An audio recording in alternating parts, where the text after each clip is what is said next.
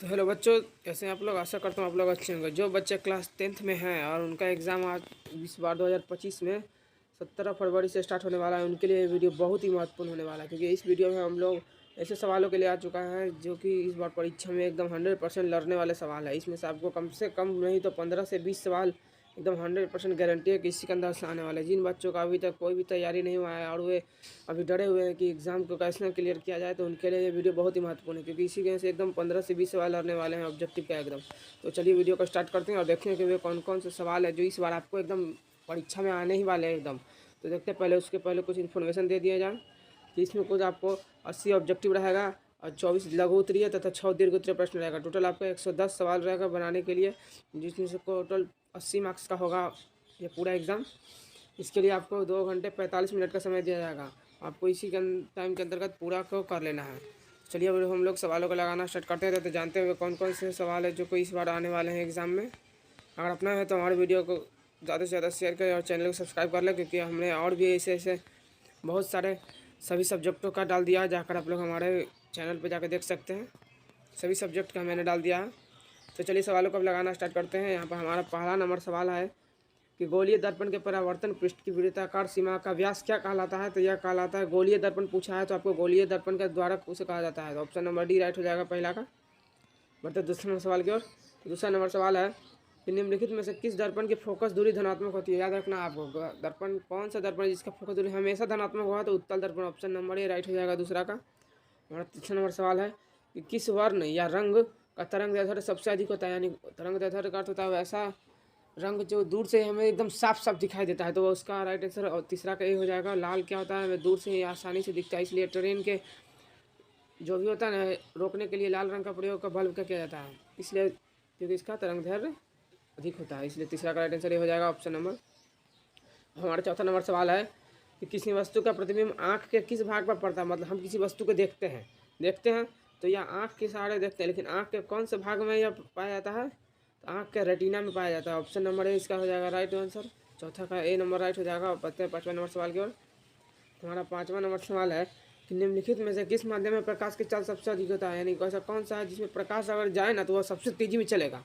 मतलब उसका गति सबसे तेज किस में होता है, पानी में, लोहा में, कांच में या फिर निर्वात में। तो ऑप्शन नंबर डी इसका राइट हो जाएगा पाँचवा का। निर्वात में क्या है, सबसे अधिक प्रकाश तेजी से चलता है।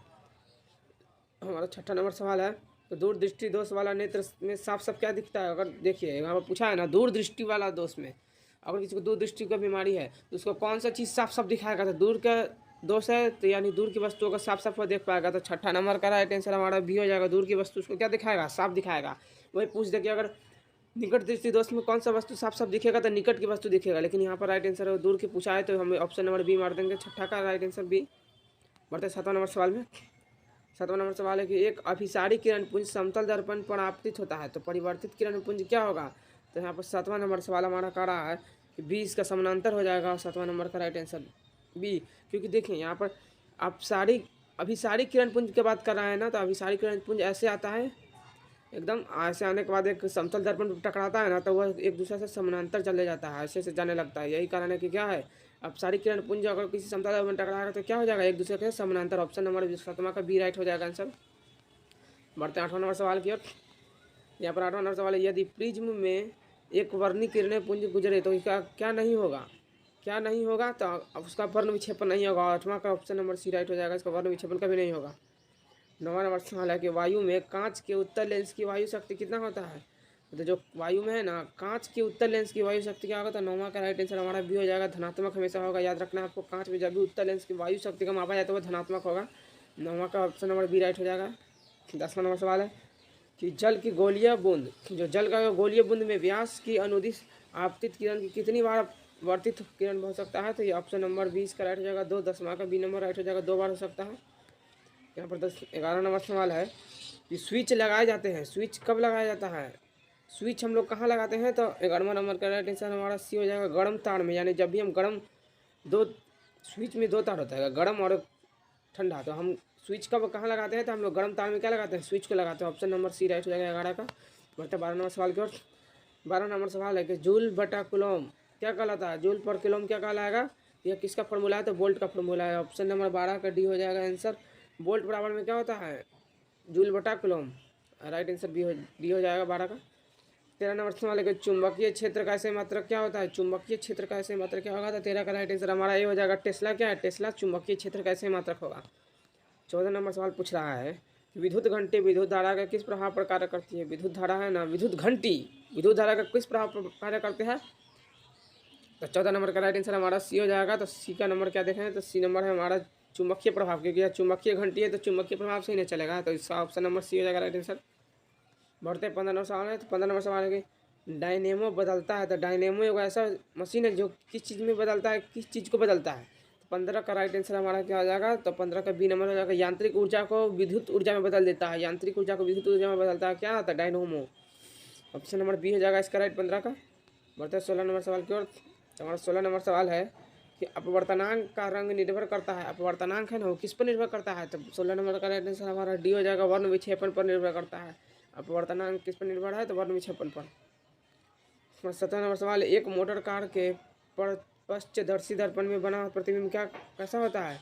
जो मोटर कार होता है ना, उसके में पश्चदर्शी बना हुआ कार कैसा होता है? तो 17 नंबर का राइट आंसर हमारा ये हो जाएगा, एकदम वस्तु से छोटा होगा। तभी ना हम उस छोटे से मोटर कार के दर्पण में आप पूरी हमारा शरीर आ जाता है, क्योंकि वस्तु से वह छोटा बनाता है हमेशा। ऑप्शन नंबर ए हो जाएगा 17 का। 18 नंबर सवाल है कि एक विद्युत सेल से धारा प्राप्त करने पर इसके सिरों के बीच विभवांतर का मान कितना होगा? तो 18 नंबर का राइट आंसर हमारा सी हो जाएगा। विद्युत वाहक बल से कम होगा। और विद्युत सेल में अगर धारा प्रवाहित किया जाए तो क्या होगा? विद्युत वाहक से उसका बल कम होगा। ऑप्शन नंबर 18 का सी राइट हो जाएगा। अब 19 नंबर सवाल में बढ़ते हैं। 19 नंबर सवाल है, एक अवतल दर्पण के ध्रुव एवं फोकस के बीच में अगर वस्तुओं को रखा जाए ना, एक यहाँ पर है, ठीक है, यहाँ पर एक ध्रुव और फोकस और ध्रुव के बीच में वस्तु को रखा जाए तो प्रतिबिंब कहाँ बनेगा? मतलब बिंब की आवर्धन कितना होगा? तो आवर्धन कितना होगा? तो वह हमेशा क्या होगा? एक से अधिक, एक से हमेशा अधिक बनेगा। एक से अधिक हमेशा बनता है, याद रखना है। अगर ध्रुव और फोकस के बीच में अगर रखा जाए तो उसमें प्रतिबिंब का आवर्धन कितना होगा? एक से अधिक। यहाँ पर एक इसका ये तो नहीं होगा, आधा ये भी नहीं होगा। यहाँ पर 2 है और एगो है, इनमें कोई नहीं। तो यहाँ पर 2 नंबर राइट आंसर हो जाएगा हमारा। 19 के बी नंबर राइट हो जाएगा, क्योंकि एक से हमेशा अधिक बनता है तो 2 यहाँ पर अधिक दिया हुआ है। इसका राइट आंसर हो जाएगा बी। और 20 नंबर सवाल है कि जीवाश्म ईंधन के जलने से किनके ऑक्साइड उत्पन्न होता है? सल्फर, कार्बन, नाइट्रोजन या इनमें सभी? तो ऑप्शन 20 का राइट आंसर हमारा डी हो जाएगा। इनमें सभी निकलता है जीवाश्म ईंधन जलने से। हमारा 21 नंबर सवाल है कि वैद्युत प्रतिरोधकता का ऐसे मात्रा क्या होगा? वैद्युत प्रतिरोधकता का ऐसे मात्रा क्या होगा? तो 21 के राइट आंसर हमारा हो जाएगा ए नंबर। ओम मीटर को कहलाता है, ओम मीटर। वैद्युत प्रतिरोधकता का ऐसे मात्रा ohm metre. Option number a right हो जाएगा इसका। बढ़ते 22 नंबर सवाल की ओर। 22 नंबर सवाल है कि चुंबकीय फ्लक्स में परिवर्तन की दर का ऐसे मात्रा क्या है? चुंबकीय फ्लक्स में पूछा है। चुंबकीय फ्लक्स में परिवर्तन जो होगा ना, उसका ऐसे मात्रा क्या होगा? था 22 का राइट आंसर हमारा हो जाएगा सी नंबर, वेबर। इसको कहा जाता है वेबर, मापते हैं इसको। और 23 नंबर सवाल है कि समांग माध्यम में प्रकाश गमन करता है कैसा? समांग माध्यम जब हो ना तो उसमें प्रकाश का कैसा गमन करेगा? तो 23 का राइट आंसर हमारा डी हो जाएगा। सरल रेखा में एकदम सीधा भागेगा प्रकाश। कहाँ? तो समांग माध्यम में।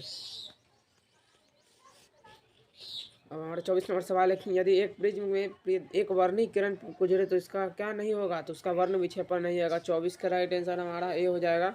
वर्ण विक्षेपण क्या होगा? नहीं होगा। अगर प्रिज्म से कभी कोई किरण गुजरे तो ए नंबर राइट हो जाएगा 24 का। 25 नंबर सवाल है कि एक इलेक्ट्रॉन पर ऋणात्मक आवेश कितना होता है? तो एक इलेक्ट्रॉन पर 1.6 इंटू 10⁻⁻19 होता है coulomb. Option number C right हो जाएगा इसका 25 का। हमारा 26 नंबर सवाल है कि एक घोल नीले लिटमस पत्र को लाल कर देता है। ठीक, यहाँ पर बोला नीला लिटमस को क्या करेगा? लाल करेगा। तो इसका पीएच मान क्या हो सकता है? याद रखना, यह लाल कर रहा है तो यानी इसका 26 का राइट आंसर हमारा हो जाएगा ए 2, क्योंकि यह एक अम्ल है। अम्ल का मात्रा क्या होता है? तो 7 से कम होता है हमेशा, याद रखना है। तो 7 से कम कौन है इसमें? तो 7 से कम है 2। तो इसका राइट आंसर ए हो जाएगा 26 का, क्योंकि लिटम लाल को, नीले लिटमस को अगर लाल करेगा तो अम्ल, और लाल को अगर नीला करेगा तो वह क्षार। तो यानी 7 अगर यहाँ पर पूछ देता कि लाल को नीला, तो यहाँ पर 7 से ऊपर, लेकिन यहाँ पूछा है नीले को लाल, तो यहाँ पर राइट आंसर 2 जाएगा, क्योंकि 7 से कम, क्योंकि 7 पर न्यूट्रल होता है। हमारा 27 नंबर सवाल है लोहे की परमाणु संख्या कितना है? तो लोहा का परमाणु संख्या, तो इसका ऑप्शन नंबर देखते हैं 27 का। तो लोहे का परमाणु संख्या कितना होता है? तो लोहे का परमाणु संख्या हमारा होगा 26। 26 पर क्या है हमारा? आयरन, यानी लोहे का परमाणु संख्या क्या होगा? आयरन। तो 27 का ऑप्शन नंबर क्या हो जाएगा? बी राइट आंसर हो जाएगा 26। अब 28 नंबर सवाल की ओर बढ़ते हैं। तो 28 नंबर सवाल है कि सल्फर परमाणु की 72 कक्षा में इलेक्ट्रॉन कितना होता है? पर जो सल्फर है वो है परमाणु संख्या सल्फर है, उसका 72 कक्षा में इलेक्ट्रॉन की संख्या कितना होगा? तो 28 नंबर का राइट आंसर हमारा हो जाएगा 6। ये देखिए जो परमाणु के 72 संख्या होता है ना, उसमें पहला कक्षा में होता है 2, दूसरा कक्षा में होता है 8, तो तीसरा में हो जाएगा 6। क्योंकि देखिए इसका परमाणु संख्या कितना होता है? 16। 16 पर क्या होगा? सल्फर। तो इसका पहला में हो जाएगा 2 कक्षा में, दूसरा में 8, लास्ट में भी 8 होता है, लेकिन यहाँ पे 16 पढ़े थे 6 बच गया लास्ट में। तो ऑप्शन नंबर सी राइट हो जाएगा 28 का, सी नंबर। बढ़ते हैं 29 नंबर सवाल में। यहाँ पर 29 नंबर सवाल है कि एल्युमिनियम पर मोटी ऑक्साइड की परत बनाने की प्रक्रिया को क्या कहा जाता है? एल्युमिनियम है ना, उसको अगर मोटा ऑक्साइड का परत चढ़ाना चाहते हैं उसको क्या करेंगे उस प्रक्रिया को? तो 29 का राइट आंसर हमारा क्या हो जाएगा? तो बी नंबर हो जाएगा राइट, एनोडीकरण। एनोडीकरण कहलाता है वह।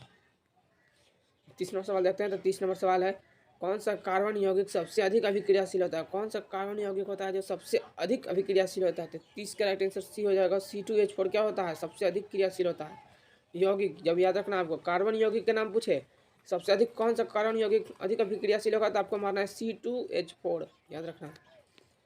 31 नंबर सवाल की ओर बढ़ते हैं। तो 31 नंबर सवाल है विरंजक चूर्ण का रासायनिक सूत्र क्या होगा? तो विरंजक चूर्ण का रासायनिक सूत्र बताना है आपको। तो 31 नंबर का राइट आंसर हमारा बी हो जाएगा, CSOCl2 क्या होगा?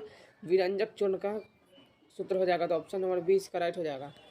32 नंबर सवाल है कि रासायनिक अभिक्रिया में भाग लेने वाले पदार्थ को क्या कहा जाता है? तो जो रासायनिक अभिक्रिया में भाग लेने, पहला चैप्टर का एकदम पहला सवाल है कि रासायनिक अभिक्रिया में भाग जो लेता है ना उसको कहा जाता है अभिकारक।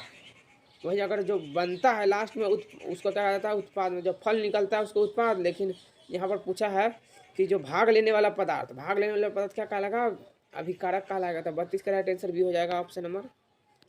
और 33 नंबर सवाल है टूथपेस्ट होता है क्या? तो टूथपेस्ट क्या होता है? तो 33 का राइट आंसर हमारा हो जाएगा ए नंबर, छाड़ होता है। 33 का राइट आंसर छाड़। टूथपेस्ट क्या है? छाड़ है, तभी तो हमारे मुंह के अम्ल को खत्म कर देता है।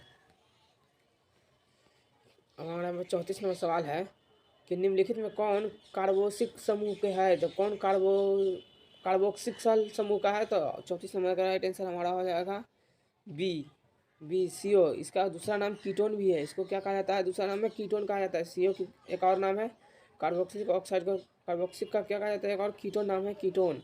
ये भी आपको याद रखना है, कभी कभी कीटोन दे देता है उसका सूत्र पूछ देता है। तो ऑप्शन नंबर 20 का राइट हो जाएगा 34 का, बी नंबर।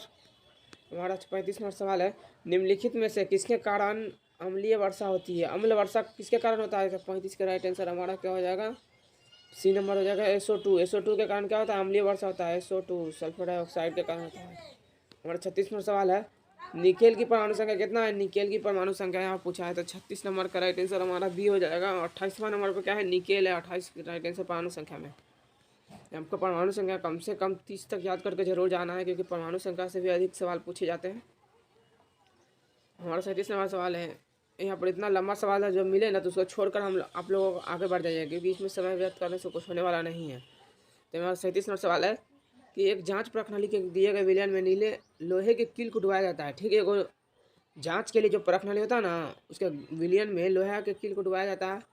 आधे घंटे के बाद उसे देखा जाता है ना तो विलयन का रंग बदल जाता है। उस जांच के प्रणाली में विलयन था कितना, कौन सा विलयन होगा उसके अंदर जो बदल जाएगा?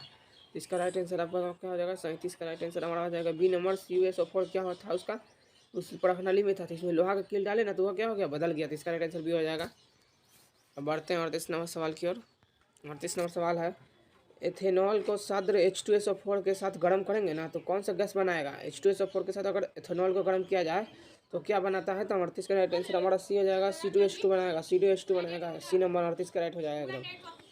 39 नंबर सवाल है कि हीरा निम्नलिखित में किस तत्व का प्रूफ होता है? हीरा किसका प्रूफ है? तो ऑप्शन नंबर डी राइट हो जाएगा, कार्बन का प्रूफ था एकदम 100%। सवाल पूछा जाने वाला सवाल है, इसलिए आपको याद रखना है 38 नंबर। बढ़ते हैं 39 नंबर सवाल को याद रखना है एकदम। 40 नंबर सवाल को बढ़ते हैं। 40 नंबर सवाल है 1 ग्राम सोने से कितना लंबा तार बनाया जाएगा? अगर 1 ग्राम सोना खरीदा जाए ना तो उससे कितना लंबा तार बनेगा? तो इसका राइट आंसर हो जाएगा डी, 2 किलोमीटर तक हम तार बना सकते हैं केवल 1 ग्राम सोने से, क्योंकि सोना तो महंगा भी है और या इसका 1 ग्राम खरीदने पर हम 2 किलोमीटर तक तार बना सकते हैं और एकदम बढ़िया मजबूत तार बनेगा। तो चलिए अब हम लोग बढ़ते हैं 41 नंबर सवाल की ओर। तो 41 नंबर सवाल हमारा क्या कह रहा है कि 41 नंबर सवाल कह रहा है कि निम्न यौगिकों में कौन जलीय विलय है? तो मतलब इनमें से कौन यौगिक, ये सभी क्या है? यौगिक है, इसमें से कौन जलीय यौगिक है? तो 41 नंबर का राइट आंसर हमारा सी हो जाएगा, ग्लूकोज क्या है? यह जलीय यौगिक, क्योंकि इसकी अवस्था बनाने के लिए हमको जल की आवश्यकता होता है, इसलिए। हमारा 42 नंबर सवाल है निम्न में से कौन अमलगम है। अमलगम कौन है? तो पहले तो आप जान लीजिए कि अमलगम जब भी बनेगा ना तो उसके साथ हमेशा Hg रहना एकदम आवश्यक है। Hg ये रहना एकदम आवश्यक है, तभी क्या बनेगा? अमलगम बनेगा। Hg के साथ अगर कोई और धातु मिल जाए तो वो दोनों मिलाकर क्या बनता है? अमलगम बनाता है। इसलिए 42 का Hg कहाँ पे देख रहा है? Hg SN Hg option number D इसका राइट हो जाएगा। Hg यहाँ पर मिल गया, इसके साथ यहाँ Na मिलकर बना है क्या? अमलगम। तो इसका राइट आंसर क्या हो जाएगा? डी। जहाँ पे भी Hg देख जाए और अमलगम पूछे तो आपको राइट आंसर मार देना है ऑप्शन नंबर डी या जो भी रहे। तो इसका राइट आंसर डी हो जाएगा 42 नंबर का। हमारा 43 नंबर सवाल है कि एथिलीन का आयुपीएक नाम क्या है? एथिलीन का आयुपीएक नेम। तो इसका राइट आंसर हमेशा याद रखना, ये भी बार पूछा सवाल है। एथिलीन का आयुपीएक नेम। तो 43 का राइट आंसर हमारा क्या हो जाएगा? बी नंबर हो जाएगा। एथीन। एथीन कहा जाता है उसको। एथिलीन का आयुपीएक नेम क्या है? एथीन है। एथीन 42 का बी नंबर 43 का। 44 नंबर सवाल में बढ़ते हैं। हमारा 44 नंबर सवाल है ब्यूटेनॉन का अणुसूत्र C4H8O है, इसका क्रियाशील समूह क्या है? तो C4H8O का ब्यूटेनॉल है। तो 44 के राइट आंसर हमारा हो जाएगा एकदम बी नंबर। कीटोनिक कहा जाता है इसको। कीटोनिक, इसको क्या कहेंगे? कीटोनिक। हमारा 45 नंबर सवाल है एल्काइन में दो कार्बन परमाणु के बीच में कितने संयोजक बंधन हो सकता है? एल्काइन में पूछा है, एल्काइन का कितना बंधन हो सकता है? तो 45 का राइट आंसर हमारा क्या हो जाएगा? 45 के बी नंबर हो जाएगा। 3 कार्बन हो सकता है, हमेशा याद रखना है, क्योंकि यहाँ पर कितने संयोजक बंधन पूछा है ना, तो कार्बन परमाणु में तो 3 राइट आंसर हो जाएगा बी नंबर इसका। 46 नंबर सवाल में बढ़ते हैं। तो 46 नंबर सवाल है कि सिनेबार किस धातु का है? सिनेबार पूछा है। तो 46 का राइट आंसर हमारा क्या हो जाएगा? डी नंबर हो जाएगा। Hg। सिनेबार अभी कुछ देर पहले हमने बनाया है कि सिनेबार Hg को कहा जाता है। अगर Hg के साथ अगर कोई और धातु मिल जाए तो क्या बन जाएगा? अमलगम बन जाएगा। तो यहाँ पर पूछा है केवल सिनेबार। तो सिनेबार का धातु कौन सा है? Hg।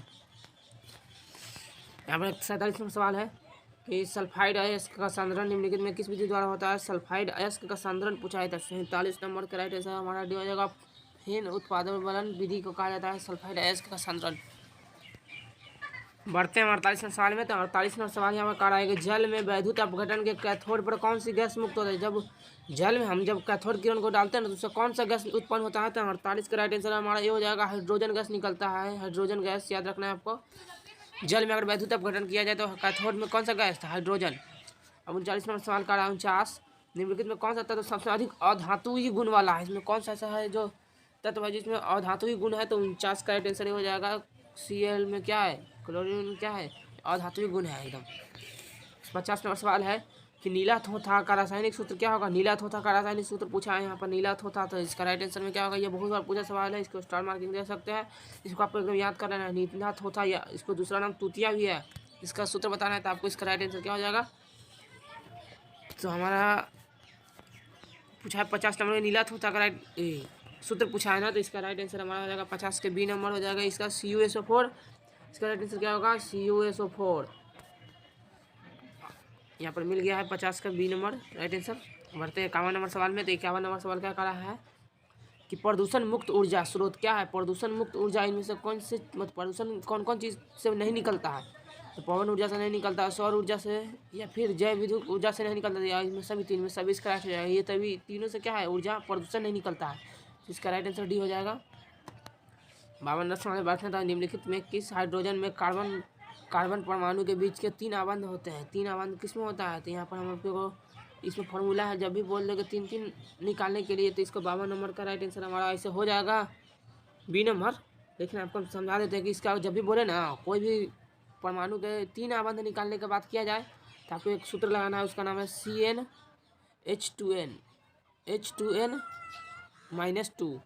यहाँ पर बोला है -2 है, यहाँ पर बोला है कि 3 आबंध थे। यहाँ पर Cn के जगह पर क्या डालना है? हमको 3 डालना है। 3 आबंध बोला है तो यहाँ पर हो जाएगा C3H2 × 3 माइनस में 2। इसको सॉल्व करेंगे तो C3 यहाँ पे H में गुना करेंगे तो 3 दूनी हो जाएगा 6 होगा। 6 में से यहाँ पर -2 है तो 2 घटा देंगे तो 6 में से 2 घटाएंगे तो 4 आ गया। तो यहाँ पर क्या हो गया राइट आंसर? C3H4। यहाँ पर कौन सा है? ऑप्शन नंबर बी राइट हो जाएगा इसका। C3H4 क्या है? 52 का राइट आंसर हो जाएगा। निकालने का सूत्र ये है, आपको याद रखना है CnH2n + -2। अब बढ़ते हैं 53 नंबर सवाल की ओर। 53 नंबर सवाल है निम्नलिखित में कौन सा यौगिक एरोमेटिक यौगिक है? कौन सा यौगिक जो एरोमेटिक यौगिक है?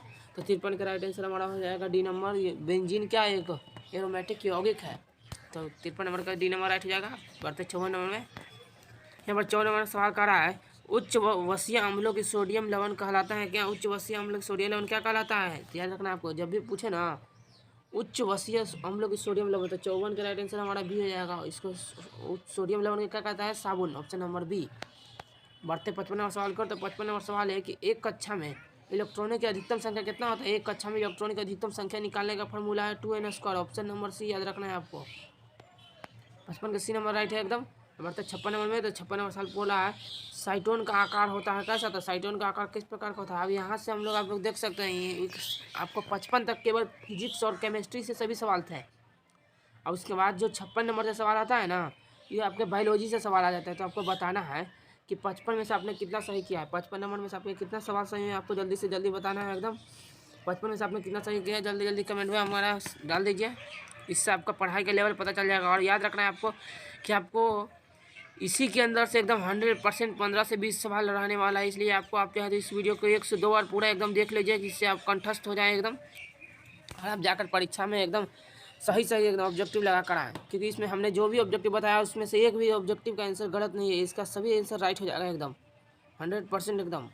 अगर आप लोग और भी अन्य सब्जेक्टों का विषयों का चाहते हैं कि हम डालें, तो इसका लिंक मैंने डिस्क्रिप्शन में वीडियो में जाकर देख सकते हैं। मैंने ये सभी विषयों का इसमें डाल दिया है, जाकर आप लोग तुरंत देख लीजिए। उसमें से भी ऐसे ही एकदम 100% आने वाला सवाल है। तो चलिए अब सवालों को लगाना है, बायोलॉजी के सवाल को लगाना स्टार्ट करते हैं 56 नंबर से। ये अब हमारा 56 नंबर सवाल है साइटोन का आकार होता है कैसा? तो साइटोन का आकार होता है त्रिभुजाकार होता है। साइटोन कैसा होता है? तारा की आकृति का होता है, या त्रिभुजाकार होता है या फिर गोलाकार। तो इसका राइट आंसर हमारा ये हो जाएगा, ताराकार होता है। यह तारा की आकृति का होता है, इस प्रकार का कुछ दिखने में आपको दिखेगा, ऐसा दिखेगा आपको। यहाँ पर होता है साइटोन, इसी को कहा जाता है साइटोन। कैसा आकृति का दिख रहा था आपको? तारा की आकृति दिख रहा था, ऑप्शन नंबर ए इसका 56 का राइट हो जाएगा। बढ़ते 57 नंबर में। 57 नंबर सवाल कर रहा है निम्नलिखित में कौन एक पादप हार्मोन नहीं है? यानी कौन है जो पादप हार्मोन नहीं है, पेड़ पौधे में हार्मोन नहीं पाया जाता? तो 57 का राइट आंसर हमारा क्या हो जाएगा? तो ऑप्शन नंबर ए इसका राइट हो जाएगा, ऑक्सीटोसिन कहलाता है। पादप हार्मोन नहीं है, इनमें ऑक्सीटोसिन नहीं है। 58 नंबर सवाल बढ़ते हैं यूरिया रक्त में कहाँ प्रवेश करता है? यूरिया है ना, यूरिया कहाँ से आता है? यूरिया रक्त में है, लेकिन वह कहाँ से आता है? तो श्वास नली से तो एकदम नहीं आएगा, फेफड़ा से भी नहीं आएगा। तो अब बचा वृक्क और यकृत।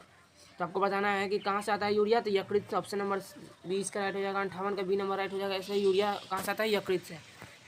59 नंबर सवाल है निम्नलिखित में कौन पारिस्थितिकी जैव घटक हो सकता है? पारिस्थितिकी जैव घटक यानी कौन इसमें जीवित है?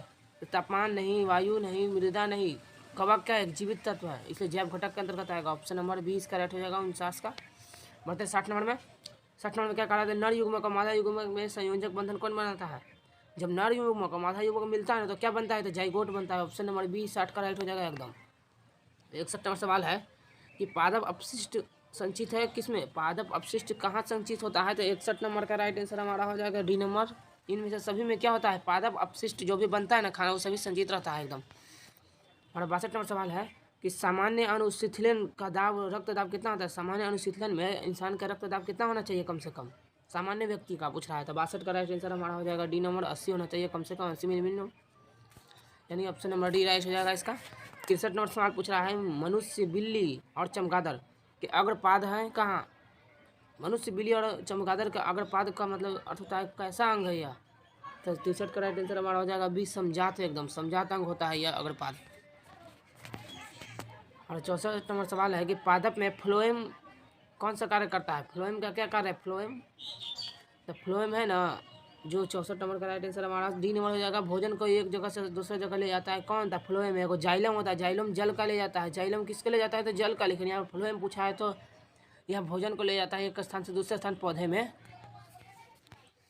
हमारा 65 नंबर सवाल है एक वयस्क मनुष्य में कितना दांत होता है? एक वयस्क मनुष्य में कितने दांत होता है? तो इसका ऑप्शन नंबर सी राइट हो जाएगा, क्योंकि मनुष्य को बोलता है कि 3200 के 32 दांत तोड़ दूंगा, इसलिए इसका ऑप्शन नंबर 32 नंबर राइट हो जाएगा इसका। यहाँ पर 66 नंबर सवाल पूछना है एंड्रोजन क्या है? एंड्रोजन क्या है भाई? तो एंड्रोजन क्या है? तो यह 66 नंबर का राइट आंसर हमारा हो जाएगा एकदम ए नंबर। नरलिंग हार्मोन क्या है? नर का एक हार्मोन है एंड्रोजन। किसका है? तो नर का हार्मोन है, यह मादा का हार्मोन नहीं है। मादा का हार्मोन क्या होता है? तो उसका हार्मोन होता है एंड्रोजन। एंड्रोजन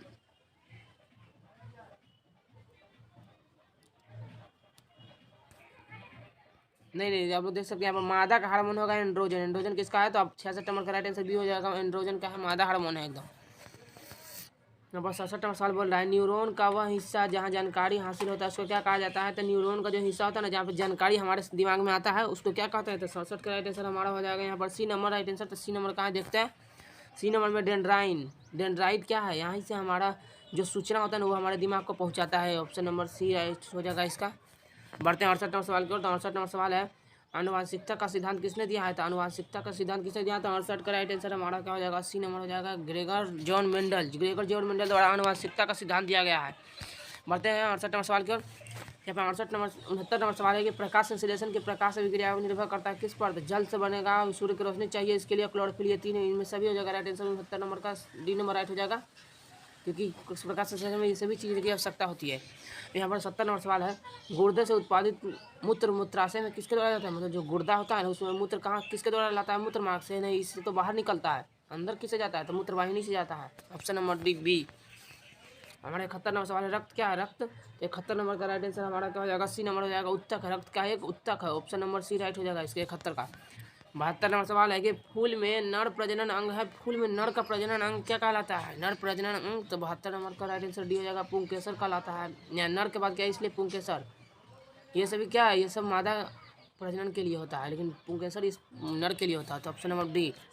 73 नंबर सवाल है the origin of species. The origin of species के लेखक कौन है। तो 73 नंबर का राइट आंसर हमारा सी हो जाएगा, चार्ल्स डार्विन क्या है, यह द ओरिजिन ऑफ स्पीसीज के लेखक है। 74 नंबर सवाल कर रहा है कि मानव आहार नाल का सबसे लंबा भाग क्या कहलाता है। मानव में जो आहार नाल होता है ना, तो सबसे लंबा भाग क्या कहलाता है। 74 नंबर का सी राइट आंसर हो जाएगा। देखते हैं छोटी आंत कहलाता है, छोटी आंत राइट आंसर हो जाएगा सी 73 नंबर का। बढ़ते हैं अगले नंबर 75 नंबर सवाल में। 75 नंबर सवाल का है कि निम्नलिखित में से कौन मादा जनन अंग नहीं है। ना पूछा है मादा का जनन अंग नहीं है, तो गर्भाशय ही मादा में होता है, गर्भाशय में मादा में होता है 75 नंबर। और डिम्ब वाहिनी भी क्या है, मादा में होता है, अंडाशय भी मादा में होता है, लेकिन ये शुक्र वाहिका होता है ना, यह नर में पाया जाता है। ऑप्शन नंबर 20 का राइट हो जाएगा कि अब मादा जनन अंग नहीं है बोला, तो बी नंबर राइट हो जाएगा। 76 नंबर सवाल का रहा है कि किस जीव में हीमोग्लोबिन नहीं होता है। किस जीव में हीमोग्लोबिन नहीं पाया जाता, तो मक्खी में नहीं पाया जाता। ऑप्शन नंबर ए इसका राइट हो जाएगा, मक्खी में नहीं पाया जाता है। 77 नंबर सवाल क्या है, तो मनुष्य में श्वेत रक्त कोशिका की संख्या कितना होता है, मतलब कितना दिन तक रहता है मनुष्य में श्वेत रक्त कोशिका कितना दिन तक रहता है। तो 12 से 20 दिन रहता है। वही पूछे यहाँ पर श्वेत रक्त पूछा है, वही पूछते कि आरबीसी रेड ब्लड सेल कितना होता है, आरबीसी कितना दिन तक रहता है। तो लगभग 120 दिन तक रहता है, 100 में वही। लेकिन वाइट ब्लड सेल पूछे तो आपको बोल देना है 12 से 20 दिन तक रहता है। 78 नंबर सवाल क्या कर रहा है, 78 सवाल का कि प्रसिद्ध पुस्तक द माइक्रोग्राफिया के लेखक कौन है। माइक्रोग्राफिया के लेखक कौन है। तो 78 नंबर का राइट आंसर हमारा सी हो जाएगा, रॉबर्ट हुक है। 49 नंबर सवाल में बढ़ते हैं। तो 49 नंबर सवाल का आगे पौधे और पशुओं की कोशिकाओं का वैज्ञानिक अध्ययन क्या कहलाता है। तो